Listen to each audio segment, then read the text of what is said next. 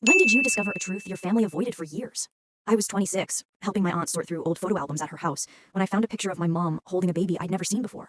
The baby was maybe 6 months old, wearing a yellow onesie, and my mom looked younger than I'd ever seen her, maybe 19 or 20.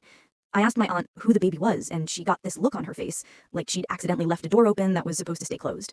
She said, "That's your brother, sweetie." And my stomach dropped.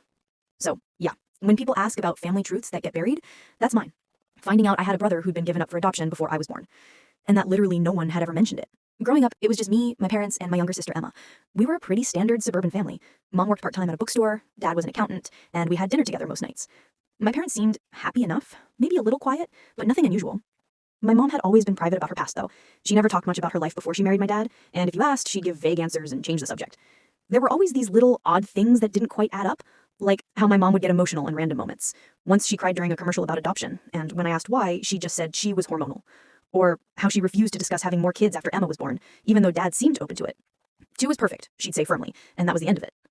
And there was this weird thing with my grandmother, my mom's mom. They had this distant relationship, polite but cold. Grandma would visit maybe twice a year, and the conversations were always surface level. I remember once, when I was maybe 13, overhearing part of an argument between them in the kitchen. Grandma said something like, "You made your choice, Linda." And my mom responded, "I was a kid, I didn't have a choice." Then they saw me and stopped talking. After my aunt showed me that photo, I sat there for probably 10 minutes just staring at it.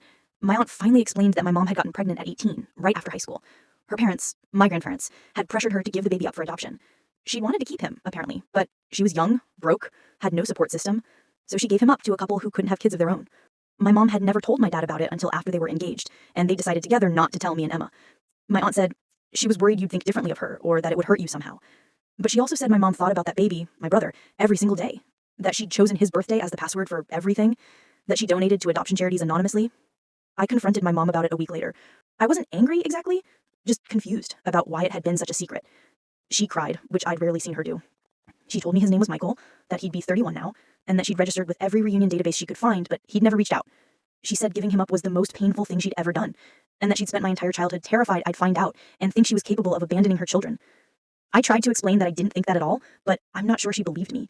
She kept apologizing, saying she should have told me years ago that keeping it secret made it seem shameful when it wasn't. We talk about Michael sometimes now. Not often, but enough that he's not this forbidden topic anymore. My mom wonders what he looks like, if he's happy, if his parents were good to him. I wonder what it would be like to meet him, if he even knows he has half-sisters somewhere. The thing is, I get why she didn't tell us. Shame does weird things to people, makes them bury parts of themselves they think are too painful or complicated to share. But I wish she'd known she didn't have to carry it alone. Sometimes the heaviest secrets are the ones we keep to protect people who wouldn't need protecting if we just told them the truth.